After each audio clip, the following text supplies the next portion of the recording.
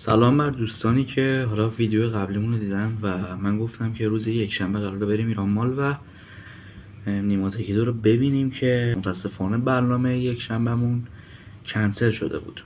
قضیه از چه قراره؟ من ساعت 2 افتادم رفتم سمت ایران مال و پیام نیما رو دیده بودم که نوشته بود که سلام عزیز دلم، به خاطر تعداد جمعیت ها و چیزایی که داریم ممکنه ایونت عقب بیفته و بتونیم دیرتر اجراش کنیم.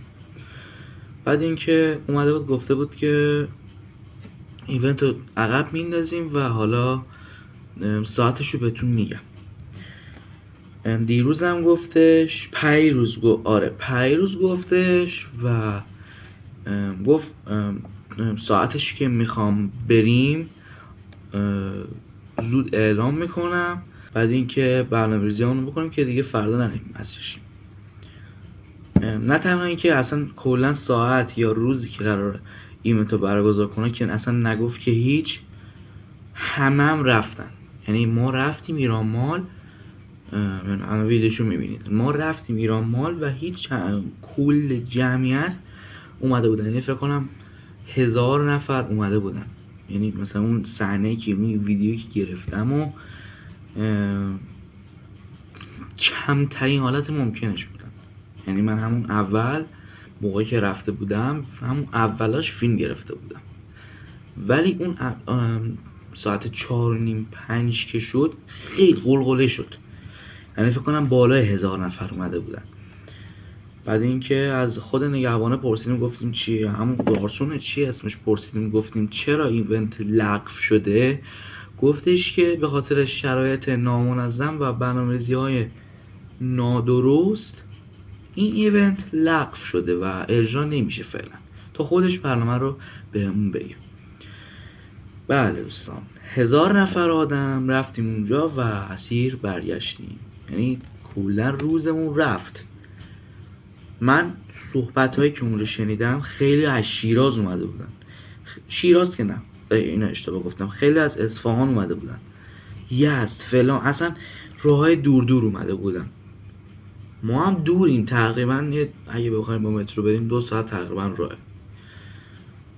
امروز کل مردمی که اونجا بودن شاکی بودن و میگفتن چرا این ایونت لغو شده و اینکه چرا ساعت اعلامشون نذاشته. ما تو مترو داشتیم میرفتیم که خیلی از رفیقا یا دوستان نیما داشتن میرفتن و که ایونت نیما تکیدو رو ببینن و اجرا کنن و خوش بگذرونن، ولی نمیدونستن که این ایونت لغو شده. دیده بودن اما ساعتشو نگفته بود و فکر کردم حالا ایونت اجرا میشه. من فکر کردم ایونت اجرا میشه، یعنی مثلا ساعت نگفته، روزش هم نگفته، ایونت اجرا میشه. رفتیم و با پشیمونی برگشتیم تو این ذل گرما، دمای 42 درجه رفتیم و برگشتیم که متاسفانه خوندما هم شدیم رفیقم. یه ویدیوشو نگرفتم که موقع یوتیوب گیر نده. بعد اینکه این ویدیویی که گرفتم رو تا آخر از دلم تا آخر نگاه کنید و از ویدیویی که گرفتم لذت ببرید.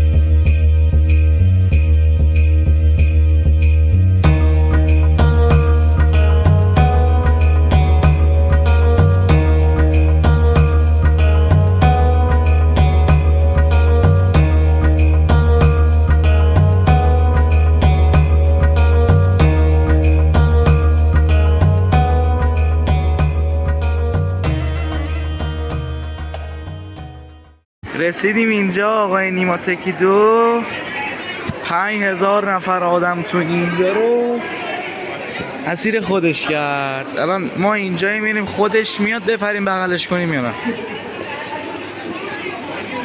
آریا موندیم چی کار کنیم؟ اصلا شمامون ریخته.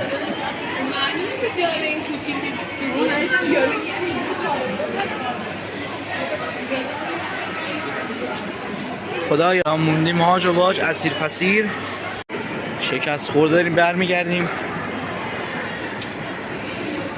برنامه‌ریزی نامرتب داریم برمیگردیم. فهمیدیم که لغو شده. الان اومدیم لاغر حداقل این همه رو اومدیم یه دریاچه‌مون نشه دیگه. حالا این ویدیو رو آپلود کنم یوتیوب دیگه همه با خبرشن. چقدر اینستا آره تو اینستا ایشون اسمش چنل اتراق امیرعلی آریا. برید تو اون سابش کنید فالوورش شید. بعد اینکه دیگه ما هم کارا رو انجام میدیم دیگه. فعلا گود بای.